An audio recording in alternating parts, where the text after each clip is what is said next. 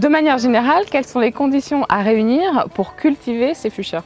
Eh bien, cette vivace au charme exotique aime le soleil tamisé, c'est-à-dire toujours une lumière indirecte, des températures clémentes, une bonne humidité ambiante et puis pas trop de vent. Et au niveau de la nature du sol? Alors, il lui faut une terre riche, fraîche et bien drainée, si possible avec un pH neutre, voire légèrement acide, donc pas du tout calcaire. Vous le mettrez en place qu'une fois la terre bien réchauffée, c'est-à-dire en fonction de votre région, soit entre mi-avril et mi-mai, et vous espacez les pieds de 60 à 80 cm. Et en ce qui concerne l'arrosage? Alors pour profiter de sa belle floraison du mois de juin au mois de septembre, vous l'arroserez très régulièrement en été et vous pourrez rajouter dans l'eau d'arrosage, une fois tous les 15 jours, un engrais pour plantes feuilles. La période hivernale est-elle à craindre? La plupart de ceux présentés ici sont résistants dans beaucoup de régions françaises, à condition de bien respecter les deux conditions suivantes.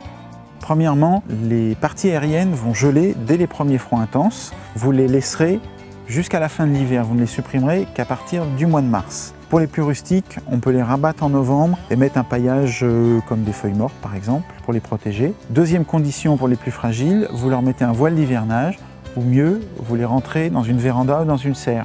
Pour vous faciliter la tâche, cultivez-les à ce moment-là en pot. Alors y a-t-il un fuchsia plus rustique qu'un autre? Oui, alors c'est le fuchsia de Magellan ou fuchsia magellanica qui a une rusticité de moins 15 degrés à peu près, et ceux de la collection c'est plutôt moins 8.